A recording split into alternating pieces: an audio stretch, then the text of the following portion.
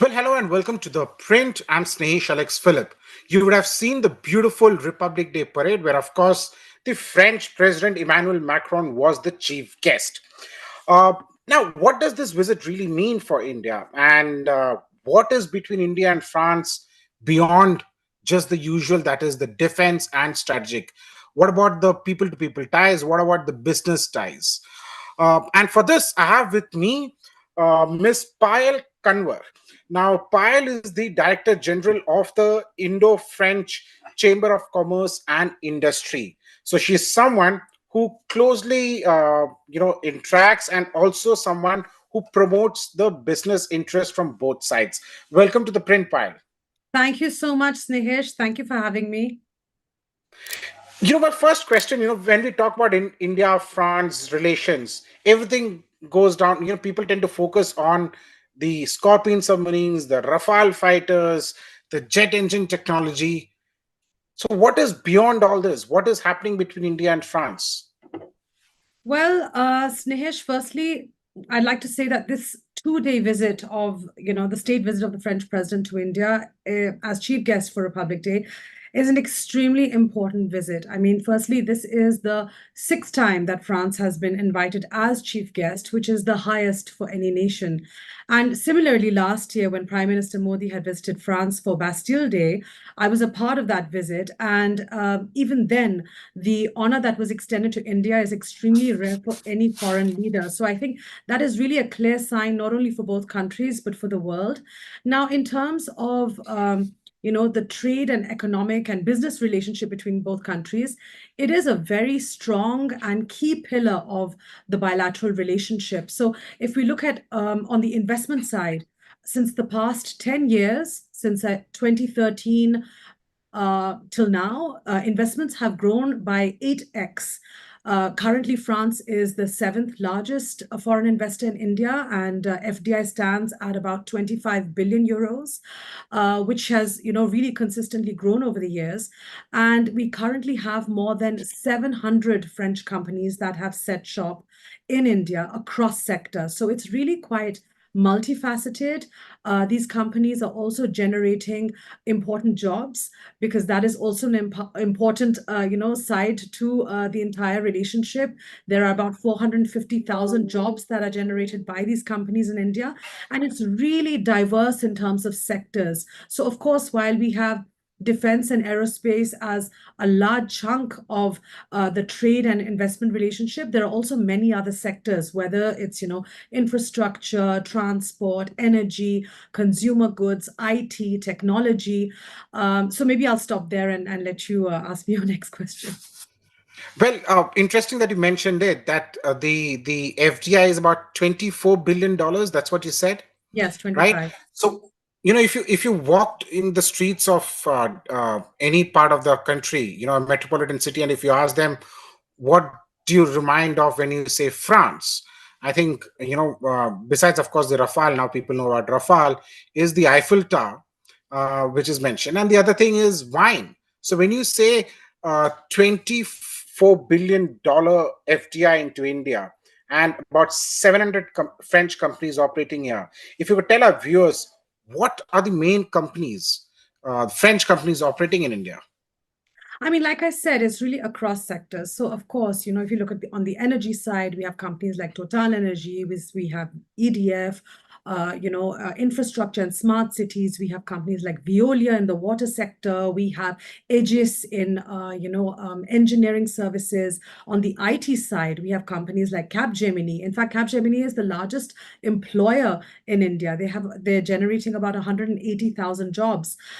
Consumer Wow. goods, companies like L'Oreal, companies like Pernod Ricard in wine and spirits, of course, automotive with companies like Renault and Stellantis. So the list is really quite long. And what we see is it's not only just the large groups, there are also more and more SMEs and mid-sized companies that are also actively looking at India. In fact, we've had some interesting acquisitions as well by mid-sized companies because it's also an interesting way to kind of penetrate the Indian market.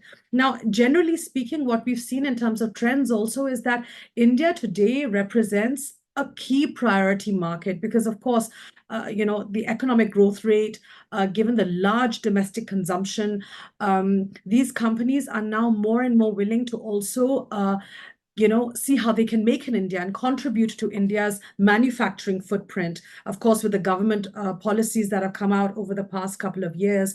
So I think this is really what we're seeing more and more of. And what's also interesting is post-COVID, now, of course, COVID is well behind us, but we were talking a lot about the China Plus One strategy and how is India attracting more make in India? And we do see a lot of ground reality of how things are transforming, and there is also a new supply chain that is developing in the country. And India is also becoming home to global exports for a lot of these companies. For example, Alstom, as you would know, is involved in a lot of the Yeah. key metro projects. And they have been exporting, out from making in India and then exporting to the world. Same goes for companies like L'Oreal. Well, that's interesting that you're mentioning that the French companies are not only coming and selling stuff here, but they're actually selling stuff to the world, Yeah. right?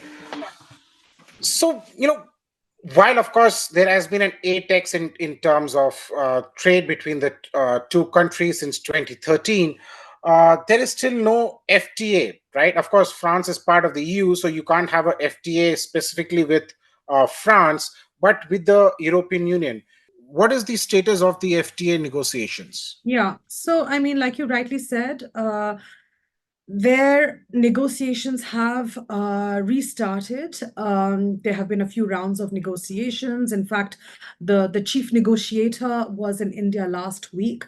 There was a meeting that was organized. So negotiations are going on, and things are looking positive. I would say the main aspect is really, I mean, if we look at just at trade between India and France, we're looking at a bilateral trade of about 15 billion euros.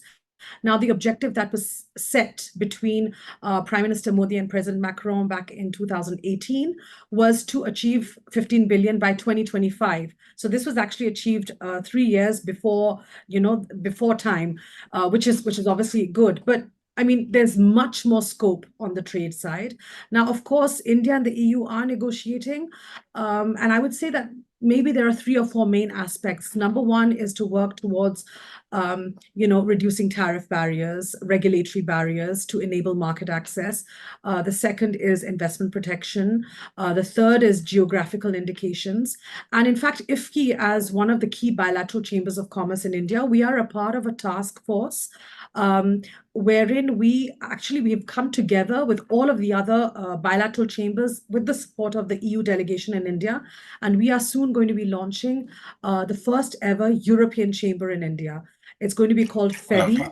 And one of the main, objectives of this organization of FEBIs, which is the Federation of European Business in India, is going to be to drive policy advocacy dialogue for European businesses in India with the government authorities.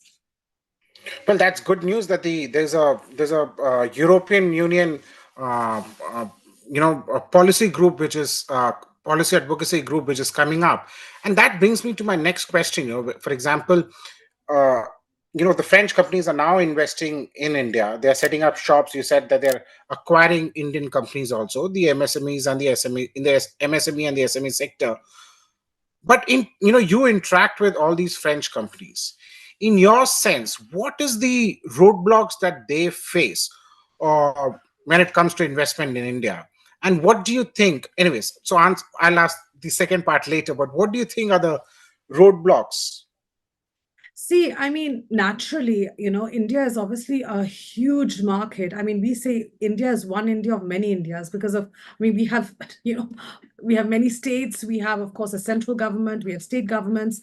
It's a country which you need to understand and which you need to know how to navigate. So, of course, we provide a lot of support to companies on the ground in terms of hand-holding, in terms of, making them understand market dynamics, making them meet potential partners, et cetera, et cetera. Key issues, I would say mainly, I mean, there are obviously issues on the regulatory side, but we've always had very positive and open conversations with the government authorities, I must say. I mean, every year we organize what we call these investment conclaves. So we have a dialogue with state governments and we bring potential investors to the table. And I can say that maybe 95% of these issues are generally always resolved. I mean, really, without any hiccups. So in that sense, it's quite a positive relationship and dialogue that we have. And there are always issues like, in any country, a lot of, a lot of perception, when we talk about India, and especially when I go to France, I'll get a lot of, oh, India is so complicated. We say India is not complicated, it's complex, but you just need to understand the country in the right way. So, yeah, I mean, of course, these issues are across the board, whether it's on taxation, whether it's on, sometimes land access, whether it's in terms of talent, whether it's in terms of dealing with local authorities. But I would generally, I mean, overall, I would say that it's quite a positive outcome. Well, that's good to know. And I like the way that you described it, that India is not complicated, but complex. Yeah. Uh, I think having dealt with the Defense Department for so long, I think that's where the complication comes in. But Payal, if there's a way to make it much easier, not just for the French companies, but for the global companies to come and set shop in India, and that is something that the current Narendra Modi government is focusing on. What would be your suggestions? What can be done? I mean, okay, so on one side, I feel already a lot has been done. I mean, since this government has been in power, it's been now, what, it's been 7 years, right? 2014 or 9 years, right? So I would say that, I mean, right from the start, there were so many policies that were introduced. There was a single window system, there was easing up, the time that is required to set up a legal entity in India. Uh, like I said, the single window process, approvals and permits. I think on the compliance and regulatory side, a lot of aspects have become way more easier. And of course, I mean, the government is pushing for more investment, to come into the country. We saw also, and this year's budget is also, hopefully going to be interesting. We'll see what's announced. But I think that generally speaking, even when you are not in India, I think today no one can ignore uh, the country and the kind of potential that India represents to one's business. In fact, we've seen a lot of new businesses um, either keenly looking at how to enter India. I mean, just last year, in fact, just in the month of November, we organized a huge sort of a conference on the luxury sector. Now, luxury, in my opinion, of course, luxury is synonymous with France, but in India, it's still nascent. But what we're seeing now is that since the past, I think maybe 12 to 18 months, something has sort of changed. There's more real estate, opportunities. Of course, we've seen what's happened with Reliance in Mumbai and the whole development with the Geo World Plaza. Of course, in North India as well, the boom in e-commerce. So these opportunities are slowly coming in, and this is being noticed also by foreign companies, and they want to come in and see how they can leverage this opportunity. Well, that's one way of that's good news that even the luxury companies are now focusing on leveraging the Indian market. Uh, but you know, as I said in the very beginning, when it comes to India and France, defense plays a key role. When you talk about the bilateral trade between the two countries, defense forms a major chunk of it, right? And Be it, of course, and civil in the aviation. future also you have the deal for the 26 Rafale Marines that would be inked. Then you also have a deal for additional Scorpion submarines that would be inked, which will again, increase the total number of the volume of trade between the two countries.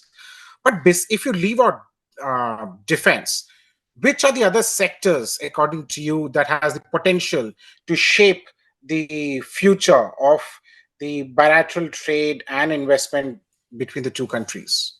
I mean, I think on the goods and services side, a lot of this is going to be dependent on how these negotiations shape up, because that will open naturally, that will open a lot of doors.